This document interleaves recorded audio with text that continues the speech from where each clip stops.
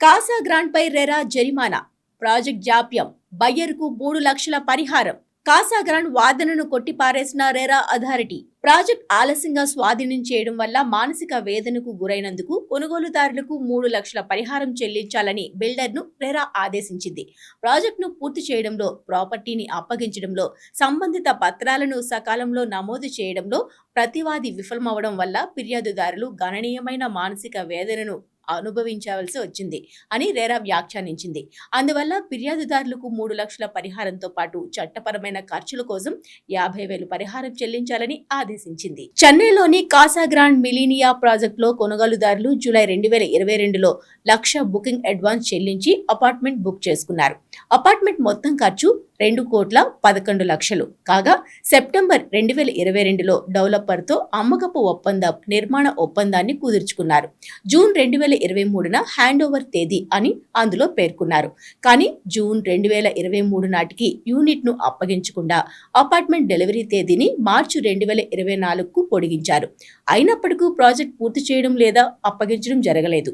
ఈలోగా ఫిర్యాదుదారులు 1,92,00,000 చెల్లించారు. బ్యాంకు చెల్లించాల్సిన 17.6 లక్షల బ్యాలెన్స్ మాత్రమే మిగిలి ఉంది. ఈ నేపథ్యంలో డెవలపర్ కొనుగోలుదారులకు టెర్మినేషన్ నోటీస్ ఇచ్చారు. చెల్లింపులు సరిగా చెల్లించినందున బుకింగ్ మొత్తంలో 20% మినహాయించి బ్యాలెన్స్ ఇస్తామని అందులో పేర్కొన్నారు. దీంతో కొనుగోలుదారులు తమిళనాడు రెరాను ఆశ్రయించారు.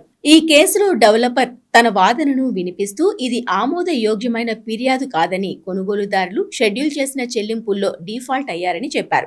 డిసెంబర్ 2023 నాటికి అపార్ట్మెంట్ డెలివరీ చేస్తామని నిర్మాణ ఒప్పందం స్పష్టంగా పేర్కొందని, దీనికి ఫిర్యాదుదారులు అంగీకరించి సంతకం చేసిన గ్రేస్ పీరియడ్ కూడా ఉందని నివేదించారు. షెడ్యూల్ చేసిన చెల్లింపులను చేయడంలో ఫిర్యాదుదారులు నిరంతరం డిఫాల్ట్ అయ్యారని, వారు ఇంకా 32.1 లక్షలు చెల్లించాల్సి ఉందని పేర్కొన్నారు. పార్టీల మధ్య ఒప్పందాలు, చెల్లింపు రికార్డులు, ఈమెయిల్ కమ్యూనికేషన్లను పరిశీలించిన తర్వాత డెవలపర్ అంగీకరించిన కాలక్రమంలో అపార్ట్మెంట్ను అప్పగించడంలో విఫలమయ్యారని రెరా గమనించింది. ప్రతివాది 3 నెలల గ్రేస్ పీరియడ్లో డిసెంబర్ 2023 నాటికి అపార్ట్మెంట్ నిర్మాణాన్ని పూర్తి చేయడానికి అంగీకరించారు. అంటే అండర్టేకింగ్ వ్యవధి మార్చి 2024 నాటికి ముగుస్తుంది. ఆలోగా ప్రతివాది నిర్మాణాన్ని పూర్తి చేసి అపార్ట్మెంట్ను ఫిర్యాదుదారులకు అప్పగించాల్సి ఉంటుంది అని రెరా వ్యాఖ్యానించింది. సబ్జెక్ట్ యూనిట్ మొత్తం ఖర్చు 2.10 కోట్లు కాగా అపార్ట్మెంట్ కొనుగోలు కోసం మాత్రమే గృహ రుణం పొందిన తర్వాత ఆగస్టు 2023 నాటికి ఫిర్యాదుదారులు 1.92 కోట్లు చెల్లించారని, అంటే వారు మొత్తం అపార్ట్మెంట్ ఖర్చులో 91% కంటే ఎక్కువ చెల్లించారని పేర్కొంది.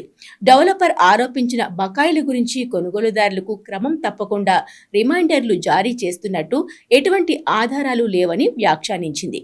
ఈ పరిస్థితుల్లో ప్రతివాది వల్ల కలిగే ఆలస్యం ఆమోదయోగ్యం కాదు.